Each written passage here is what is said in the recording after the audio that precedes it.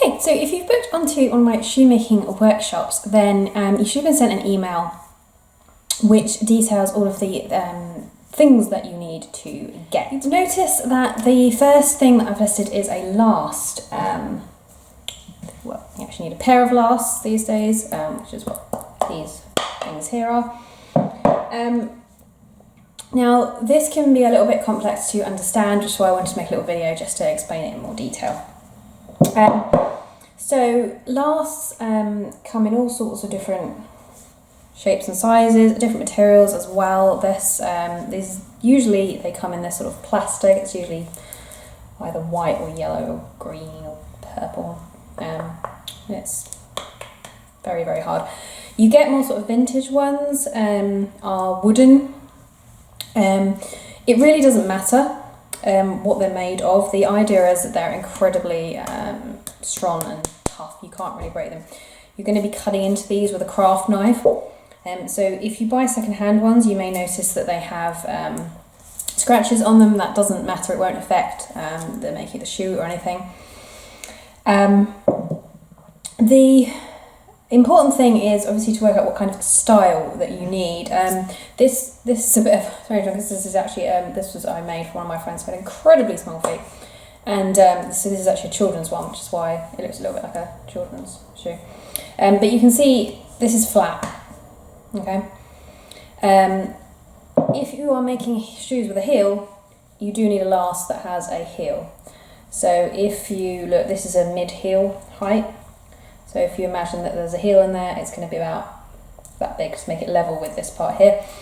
You need obviously a toe spring. So when you look at a last, it doesn't go like that, like absolutely flat. It always has a slight curve at the toe, like that. And that's how it would sit.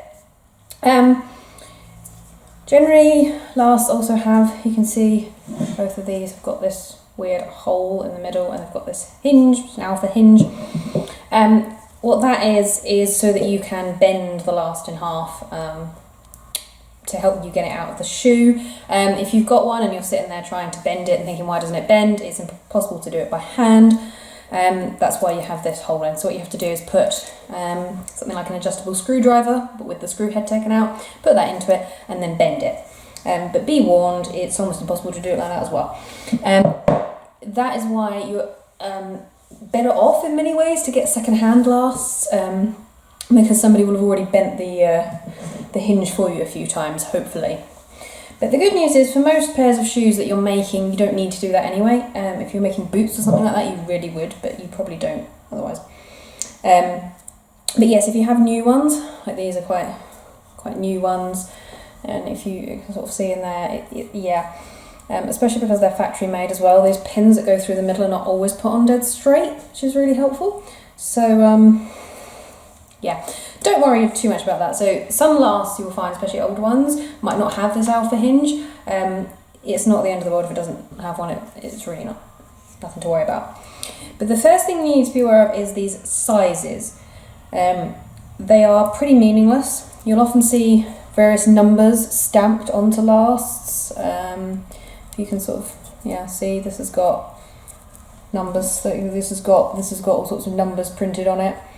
The 31 and the 35, you think, oh, they must be the sizes, but I mean, you can see how vastly different these are in sizes, and apparently they're quite. So I mean, the important thing to note is that these numbers are meaningless. So they usually, if you've got a number that says something like 35 or something on there, it's usually like European shoe sizes, but there is actually no standard sort of definition, if you like, of shoe sizes.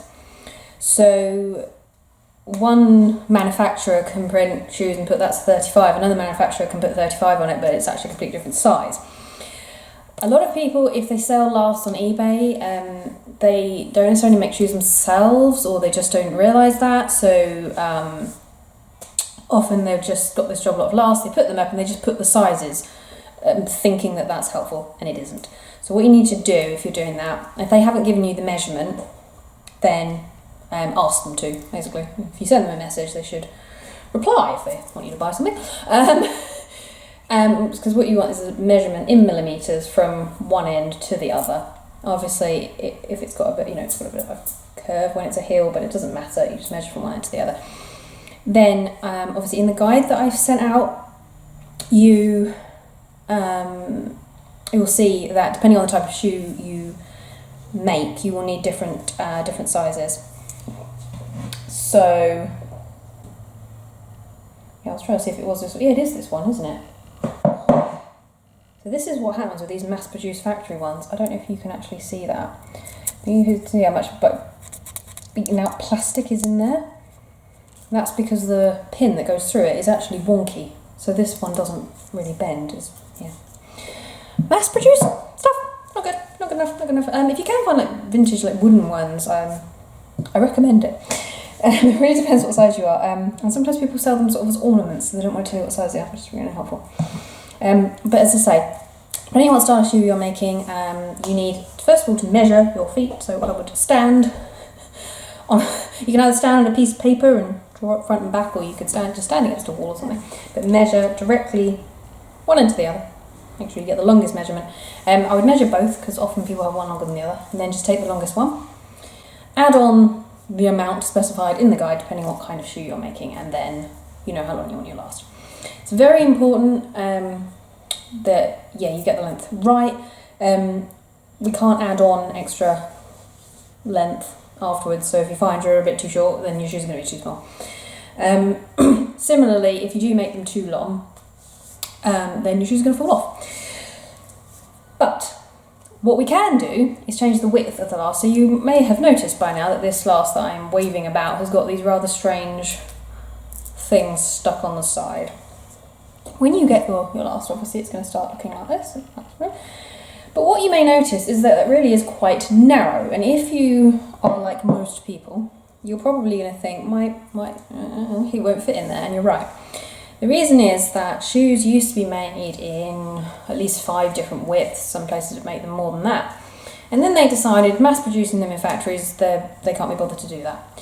So they picked what was actually the narrowest option that they ever made and decided that is standard and everyone else, tough. So if you're going to go to the trouble of customising your own shoes, you might as well make them fit and be really comfy. So what we can do is we can change the width. And the way that we do this is reasonably simple.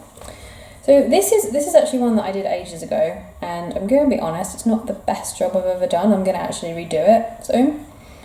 But I thought it was clearer to actually see it here. So what I used for this is actually strips of, it's like a card, but it's actually meant to be sort of like an imitation leather, even though it's actually made out of paper. It's a bit weird.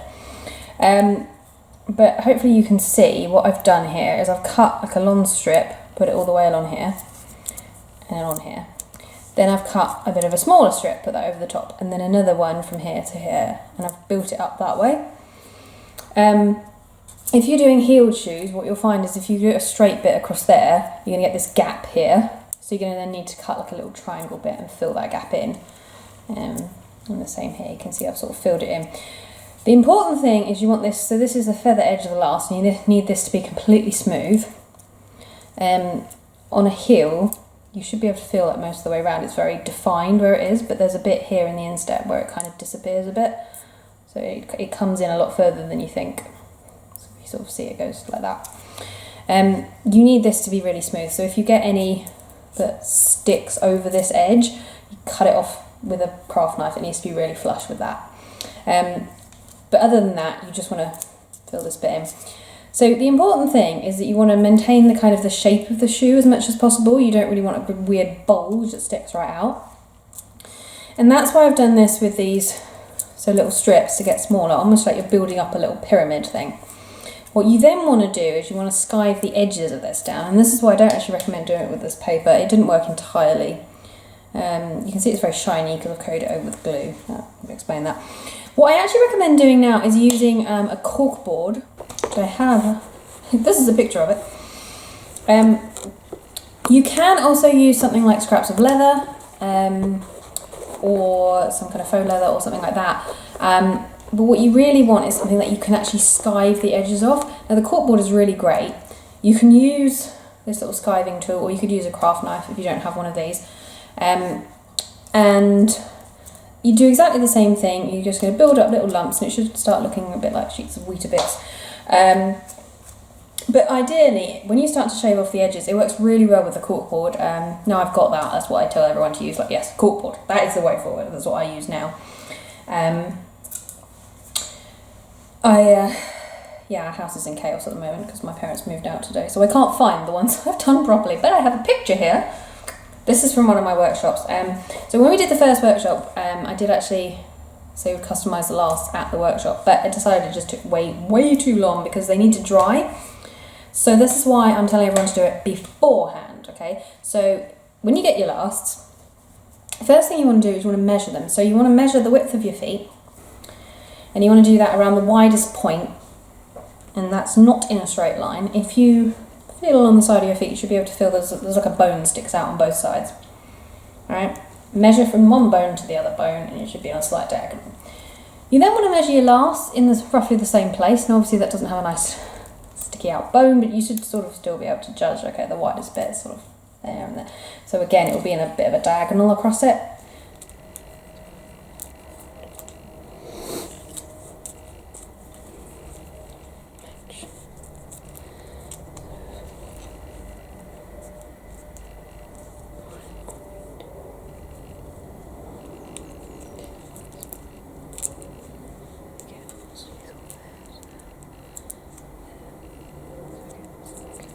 Measure all the way around, measure in millimetres so you get it really precise, and then compare the two. If you are like the vast majority of people, you will find that the measurements do not match because your last is narrower than your foot. However, what I would say is take at least two or three, maybe even 4 millimetres off your foot measurement and make your lasts that wide. Don't try and make them absolutely as wide as your feet because the materials you use stretch a little bit, and you do need a kind of grip onto your foot. And I know I did this the first time when I made shoes, and I made the last actually as wide as my feet, which are very wide by the way, and the shoes were way too big. They kept falling off. I was really surprised. I thought, well, I measured it perfectly. So yes, that's a little tip there. Make sure you do bring the millimetres down a little bit. But if, as I say, you find that your lasts are about 10 millimetres too narrow for your foot, then you're going to want to put at least 5 millimetres onto there.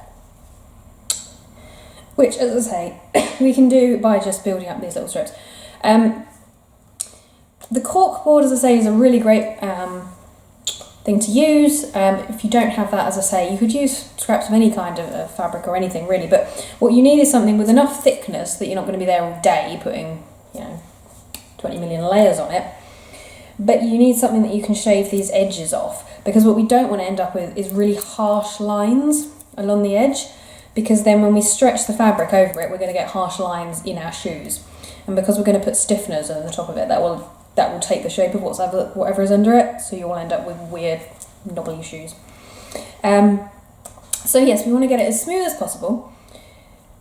When you've built it up to the desired width, we then want to coat it over with glue, and I recommend using something like PVA glue, which is what this is, just so that there's no sticky up bits, particularly if you've used something like the cork, it can start to flake a bit. And we are going to cover this over with masking tape, so we don't want anything that's going to rip off when we take the tape off. So just give it a nice thick coating of glue and then just leave it to dry. So I would recommend doing this a couple of days at least before the workshop, so that your lasts are very nice and dry by the time you bring them and we can use them. So as I say, I've got a photo here of the sort of thing that you're aiming for. Again, just the important thing is just to try and conserve this sort of shape whilst also making it wider, so we don't get just odd little bulges that just stick out a bit too far. If you have any problems with doing this, just let me know. You can come around, we can do it together. So if you would like me to run a separate little workshop for specifically customising your lasts, we can arrange that, so just let me know.